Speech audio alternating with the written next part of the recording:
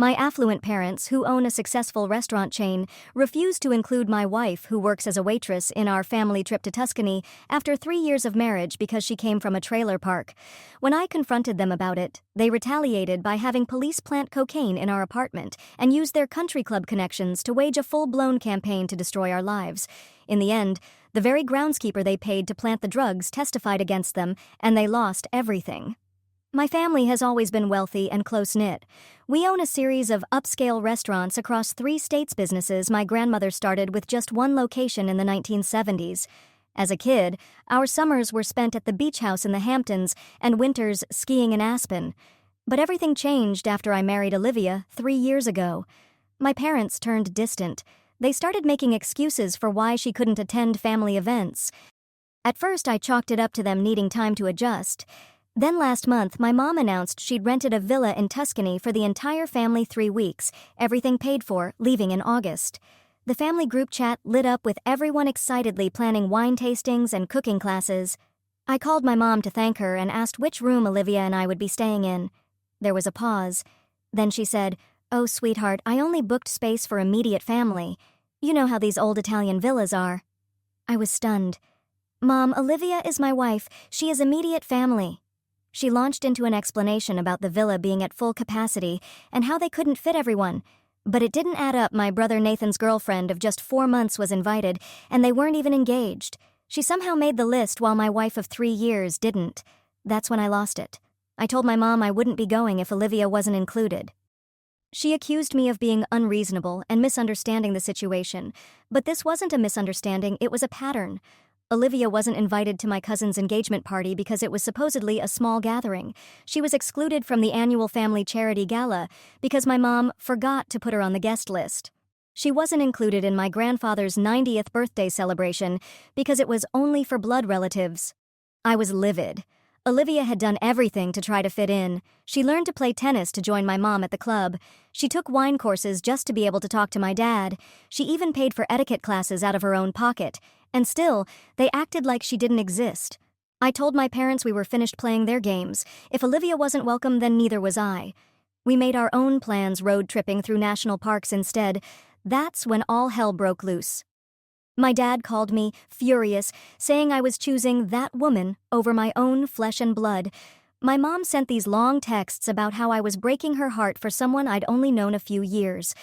The truth finally came out during a late-night call from my sister, Lauren, who'd had too much wine at a family dinner.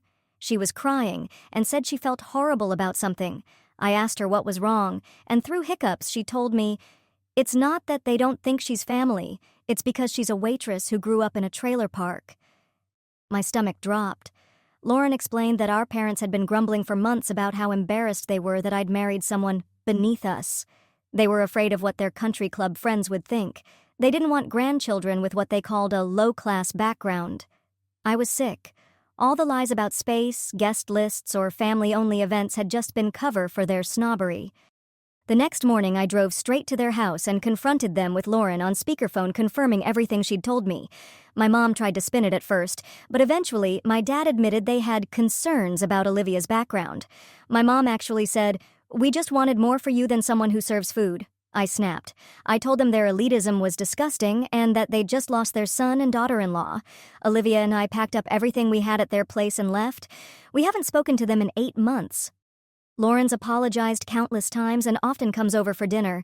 Nathan eventually saw things clearly and told our parents off too. But instead of softening, they doubled down. They sent a formal letter saying they were willing to forgive us if we came to our senses, and that their door remained open for a rational conversation. The hardest part was watching Olivia blame herself for months. She kept asking what she'd done wrong, why they hated her. I had to keep reassuring her that it had nothing to do with who she was. It was all about their shallow, toxic prejudices. I wanted to leave it all behind. But my parents had other ideas. We were in the middle of one of our at-home karaoke nights when a knock came at the door. It was the police. "We received a domestic disturbance call from this address," the taller officer said. Before I could even respond, they pushed past me and stepped inside. As they questioned us, one of the officers suddenly crouched near our kitchen drawer. "Well, well," he muttered, pulling out a small plastic bag filled with white powder. "Looks like your mom was right." My blood turned to ice. I couldn't move. He held the bag up like he'd found treasure. Olivia gripped my arm so tightly her nails left marks. The shorter officer stepped toward her while the other one kept that planted bag raised like a victory flag. "Both of you hands where we can see them," the taller one barked. We complied slowly, stunned.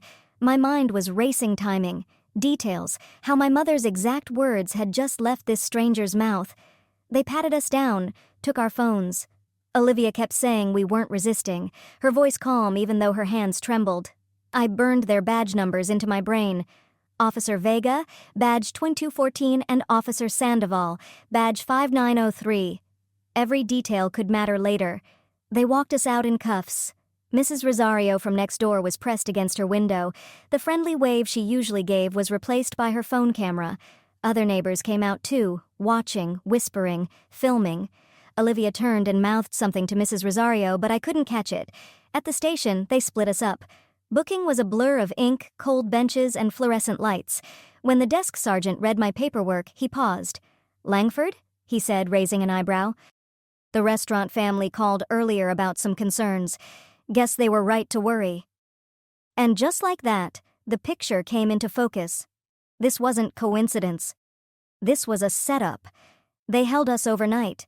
In the morning, I was introduced to a public defender. He looked disturbingly familiar. "Isaac Blake," he said, shaking my hand. "I believe we've met before. I play golf with your father sometimes." I stared at him. "You're joking." He shifted. "Look, I think we can arrange a plea. Something reduced if you cooperate. Your family just wants what's best." "Get me someone else," I said coldly. "That's your right. But for now, I'm all you've got." The arraignment didn't last long. We both pleaded not guilty. Bail was set at $50,000 each, outrageous for basic possession charges, but the prosecutor cited community concern and flight risk. Isaac barely objected. Lauren was waiting outside the courthouse when we were released that afternoon. She told us she wired the bail through Western Union, so it wouldn't appear on any family-connected accounts.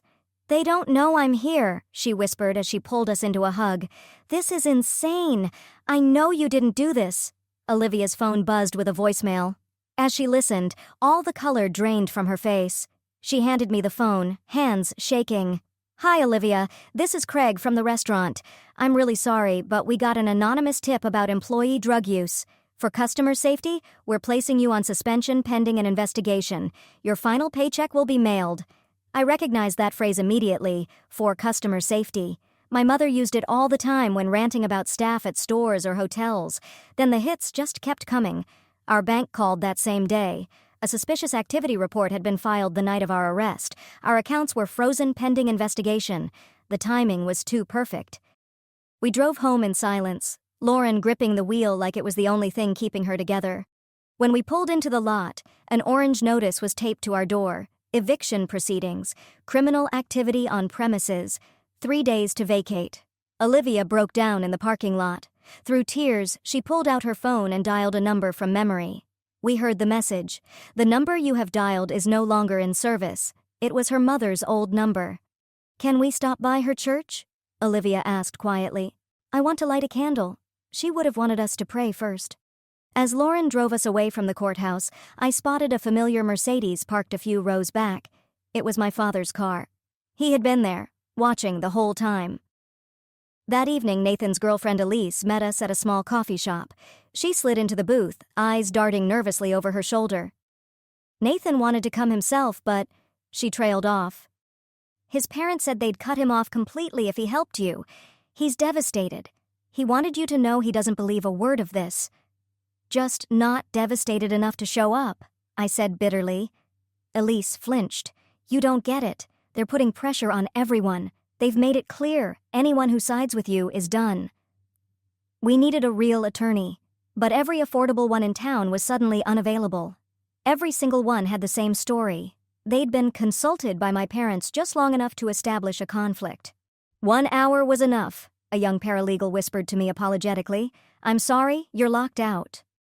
The bail bondsman was polite but firm. "My daughter works at one of their restaurants," he said, unable to meet my eyes. "Can't bite the hand that feeds us." Olivia's car had been impounded as evidence, even though the so-called drugs were allegedly found in our apartment. Storage fees were piling up $200 a day. Her modest savings would be gone within a week. The country club sent me a formal letter. I was suspended pending criminal proceedings. Something about the timing gnawed at me. The karaoke night police visit, the conveniently discovered evidence, the letter about rational discussion from my parents, it all fit too well. Too clean. Within hours, 3 of my freelance clients terminated our contracts. Morality clauses buried in the fine print, clauses I'd never even noticed, were now being enforced. Then came the text from my mother. "This could all go away if you come to your senses. Olivia can start fresh somewhere else. We'll provide $50,000. I just stared at it. A bribe. She was actually trying to buy off my wife. Local media picked up the story fast. Substance arrest shakes Langford restaurant dynasty. They included details about Olivia's upbringing in a trailer park. It read like my mother had dictated it herself. The next day, Lauren called me in a panic. "Child Protective Services showed up at my house," she said breathlessly. "Someone reported me for exposing my kids to substance abusers. They knew I bailed you out. How the hell did they know that?" It was surveillance, obvious now. The same Navy sedan appeared wherever we went, at the courthouse, the grocery store, even outside Lauren's place. A private investigator, not even subtle about it. I checked our cloud account. It had been accessed from an IP address in my parents' neighborhood. Dozens of our private photos had been downloaded, some from our wedding, many with Olivia's family. I found metadata on several files marked evidence. Then Olivia's father called. He was shaking, his voice trembling from his AA meeting. "Your mother-in-law's lawyer found me. He offered me $50,000 to sign a statement saying you had a troubled history. I told him to go to hell, but I thought you should know." We finally met with a lawyer from Legal Aid. She didn't sugarcoat anything. Without witnesses, it's your word against law enforcement, and the system assumes the officers are telling the truth. Your parents have weaponized their wealth. This is economic warfare. She was right. Every form of help was being systematically stripped away. Every path forward was being blocked. They were suffocating us financially while the legal machinery crept forward. Olivia's work schedule suddenly changed. Every shift now overlapped with legal appointments. Her manager blamed it on a scheduling algorithm, but Olivia had never had conflicts like this before. Her coworkers began pulling away after the restaurant owner got an anonymous health department complaint. Management cut everyone's hours. "We can't all lose our jobs," one single mother told Olivia flatly. "Maybe you should think about that." The wives at the country club launched a petition against substance homes, lowering neighborhood property values. Our apartment's address was printed in bold. Flyers were taped to every door in our building. Then, Marcus, my childhood friend, now working as a paralegal, risked everything by meeting me secretly. He showed me confidential paperwork. "They hired a jury consultant 3 months before your arrest," he whispered, scanning the alley nervously. "This was planned. Every step." The truth hit like a gut punch. This wasn't just retaliation. It was premeditated. 3 months of planning. While Olivia and I were just living our lives, my parents were carefully laying the groundwork for our downfall. Marcus slid another document across the table.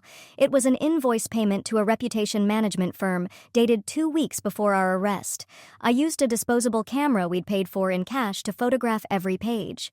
The next afternoon, my mother showed up at Olivia's restaurant. She specifically requested Olivia's section and sat down with her book club friends like it was a social outing. Olivia had no choice but to serve them.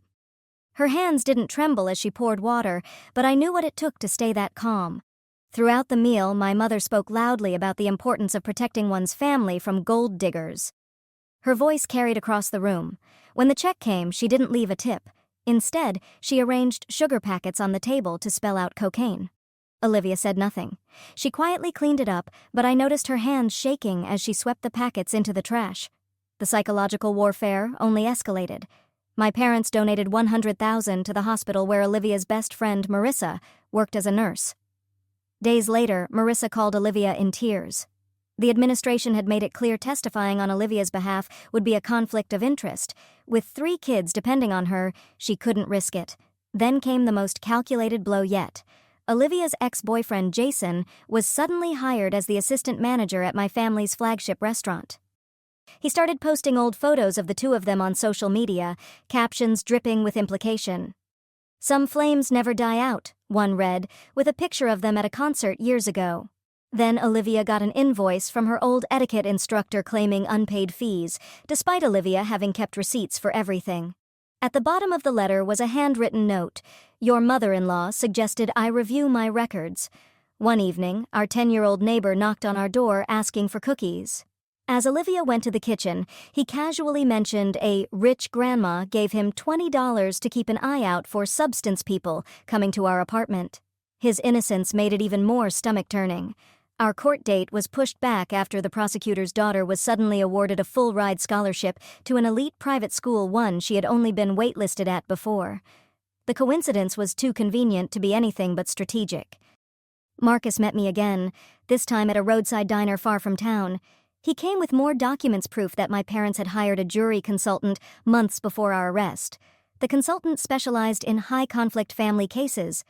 This has been choreographed down to the smallest detail, Marcus said, glancing around nervously. They've been documenting everything, building a story. There's even a media strategy. He was right. Sarah's work schedule had turned into a weapon. Every court date, every meeting with our lawyer, conveniently conflicted with newly assigned shifts. Her manager swore the schedule was generated by an algorithm, but she'd never had issues like this before. The stress spread to her coworkers. After an anonymous health complaint about employees, everyone's hours were slashed. Students, single moms, retirees. They all suffered. One day, a coworker cornered Olivia in the break room. We can't all lose our jobs because of your drama. Maybe think about that, she hissed. And the pressure didn't stop there. My parents showed up at Olivia's father's AA meeting armed with pamphlets about enabling criminal behavior in adult children. They didn't speak a word, just hovered. But the message was loud and clear. He called us afterward, furious and terrified. I cashed out my 401k to cover our legal fees. Within days, my parents filed a petition in court. They claimed that liquidating my retirement fund proved I was financially unstable. Cannot even manage basic finances, the filing read. Unfit to make long-term decisions. The country club wives ramped up their campaign. Their petition warning about substance houses ruining the neighborhood ballooned into hundreds of signatures. Flyers with our address highlighted in yellow were plastered across town. Nathan's girlfriend, Elise, risked a lot meeting me in secret at a public park. She handed me a flash drive and audio recording from a recent family dinner. My parents' voices were unmistakable. We have to save our son from that trailer trash before she breeds, my father said. Think of the bloodline, my mother added. Do you really want your grandchildren to grow up with that in their DNA?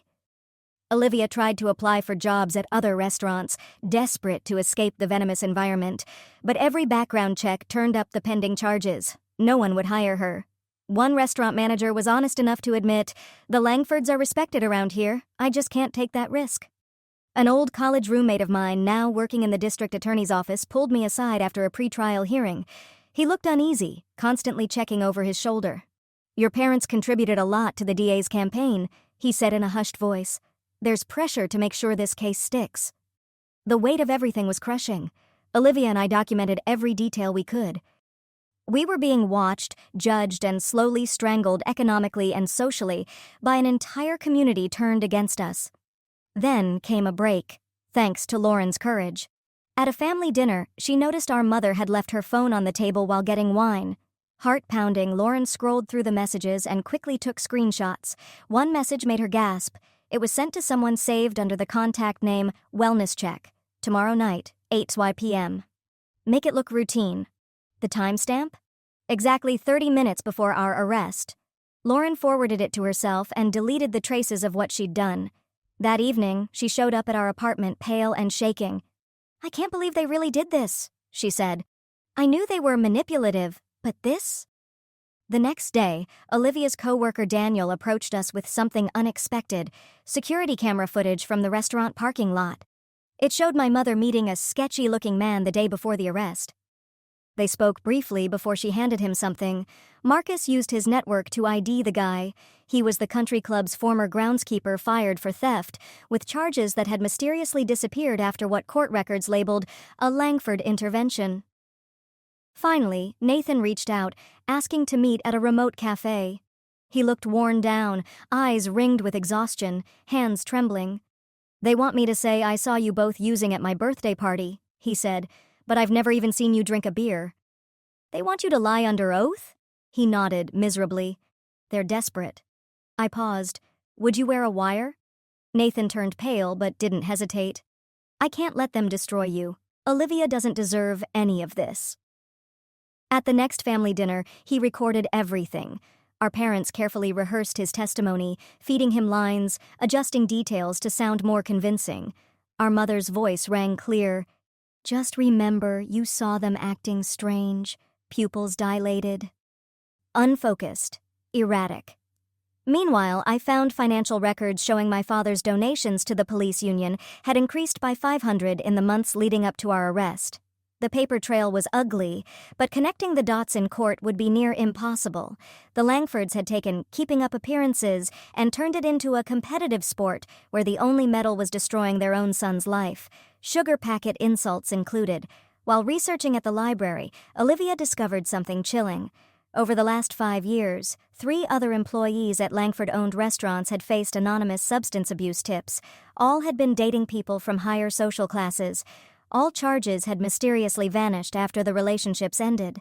Then the head chef at Olivia's restaurant, protected by a strong union, came forward. He'd been quiet out of fear, but said he couldn't keep it in anymore. At a staff meeting, our parents had openly gloated about handling the Olivia situation.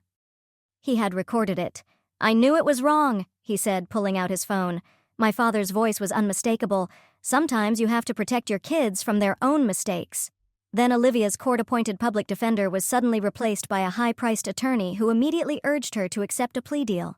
We fired him on the spot when he admitted, "Your family hired me to help you. See reason."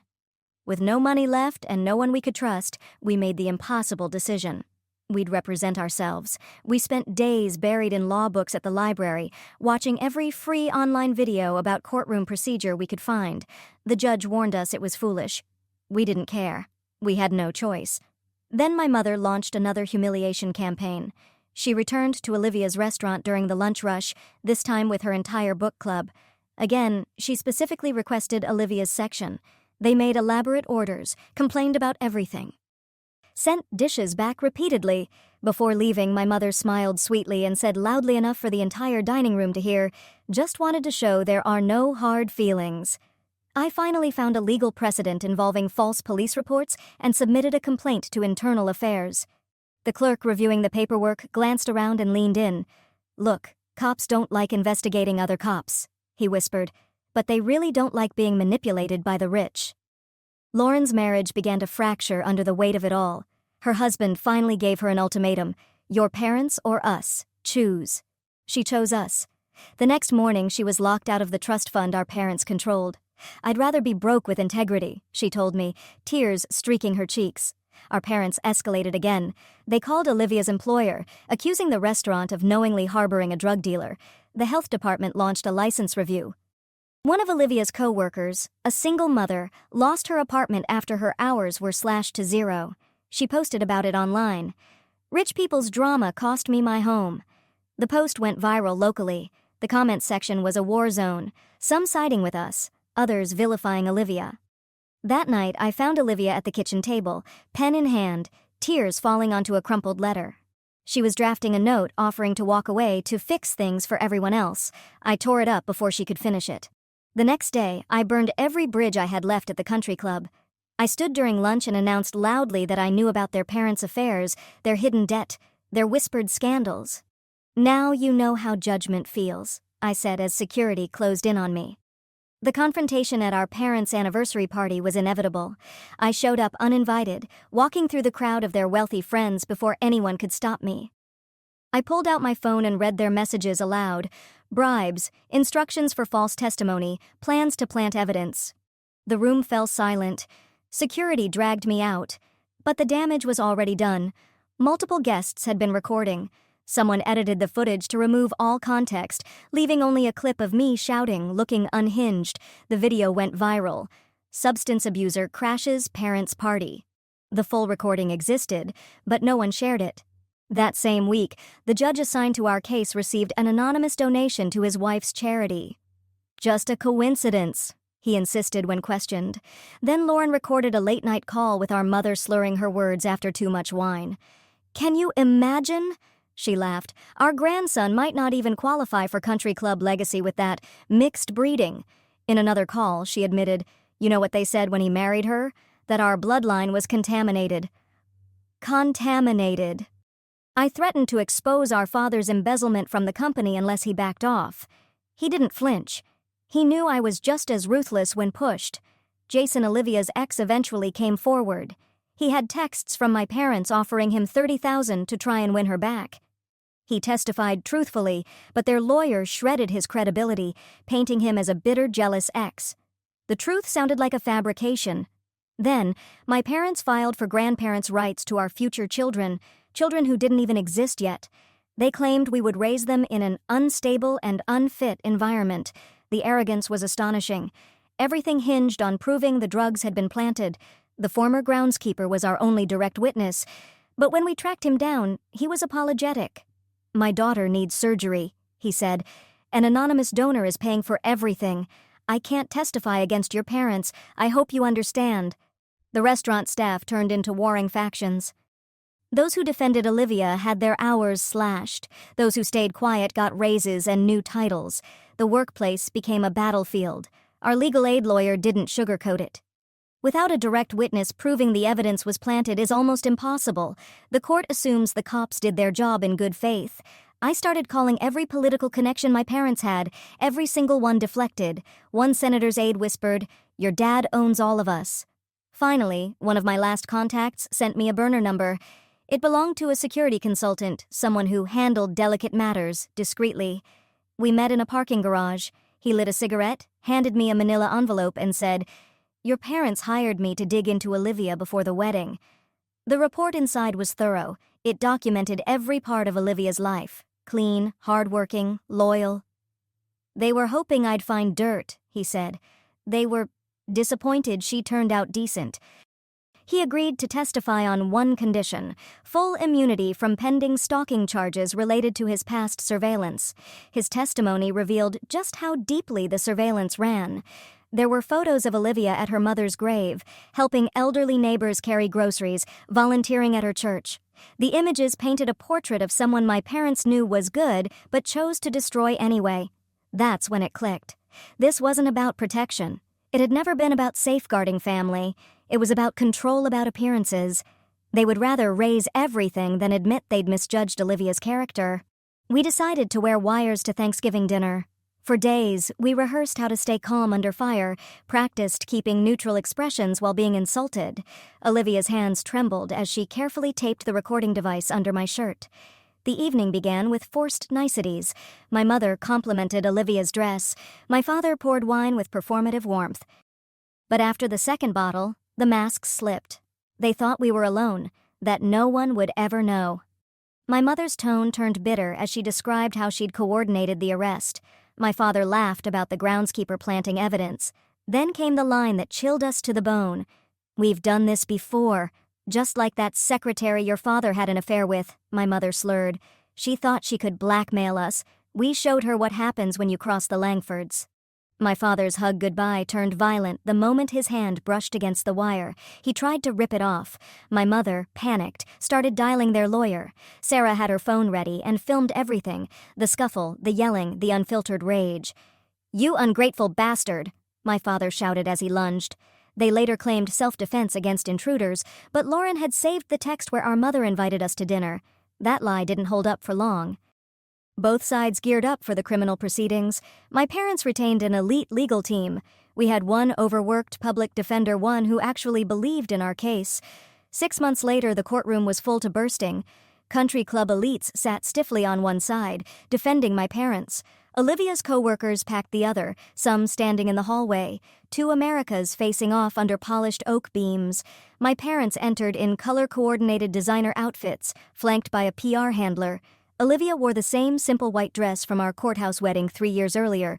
The symbolism wasn't lost on anyone. The prosecutor laid out the case slowly and deliberately. The defense tried to reframe the entire saga as a family misunderstanding taken too far. They painted us as spoiled children trying to extort our generous, well-meaning parents. Everything changed when the groundskeeper took the stand.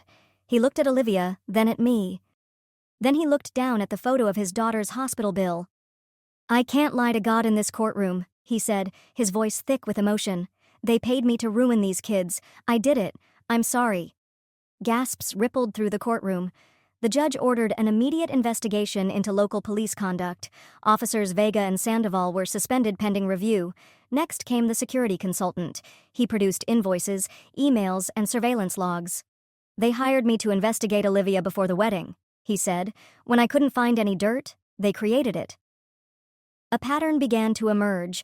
3 other families came forward. All had dated across class lines. All had been hit with anonymous legal issues. All problems disappeared once the relationships ended. Then my mother broke. On the stand, when asked to explain her motives, she lost composure entirely. "I was protecting our legacy," she shrieked. "You think I want trailer trash in our bloodline?" The jury visibly recoiled. They deliberated for 3 days. The prosecution offered a plea deal before the trial could go further, likely to avoid the avalanche of public fallout. My parents accepted it. At sentencing, Olivia stood and gave the most powerful speech of the entire trial. She spoke about generational prejudice, about growing up with nothing and learning from her mother that dignity mattered more than wealth. She even expressed empathy for my parents. "Prison won't cure their sickness," she said softly, "but maybe accountability will." She ended with, "They're still his parents despite everything." The judge sentenced them to 2 years probation, 500 hours of community service at a local homeless shelter, and mandatory therapy for what he called deeply rooted class-based delusions. The country club quietly revoked their membership. Half the town rushed to defend the Langfords, calling the punishment excessive. The other half stepped back, remembering their own buried resentment and grievances from years of arrogance.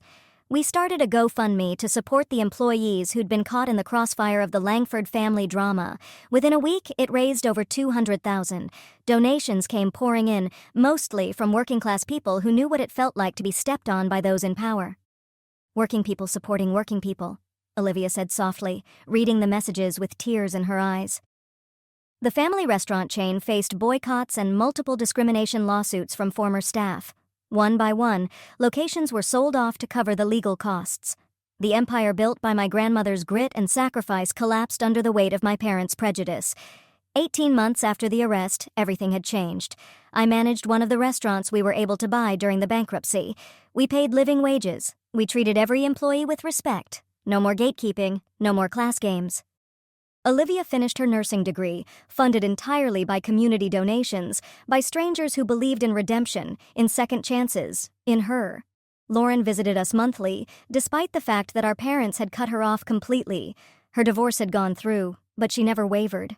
"Choosing integrity over comfort is the best thing I ever did," she said once. She was teaching now, no trust fund, but a clear conscience. Nathan and I rebuilt our relationship slowly, away from our parents' toxic grip. He testified truthfully at the trial, playing the recordings of our parents coaching him to lie. It cost him his inheritance, but it gave him back something far more important, his self-respect. Our parents went to the court-mandated therapy sessions. According to their reports, they began confronting the elitism that had fueled everything. Then one day I received a letter from my father, handwritten. "Maybe we were wrong," it read. "Maybe character matters more than bloodlines." It wasn't redemption, but it was a start. That Thanksgiving, our tiny apartment was bursting with people. Our chosen family. Olivia's father, 18 months sober, carved the turkey with proud, steady hands. Lauren's kids ran through the living room with the children of 3 former restaurant workers who'd lost jobs during the chaos, but had found friendship and support in its aftermath. We had all been casualties in a war waged by my parents. But out of the wreckage, we built something better. Olivia lit a candle and placed her mother's photo on the mantel. We weren't rich anymore, not by society's standards, but looking around that crowded room, listening to laughter ring out between stories of hardship and survival, I realized we were wealthier than we'd ever been.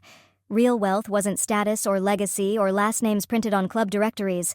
It was choosing love over fear, community over conformity, and character over bloodlines.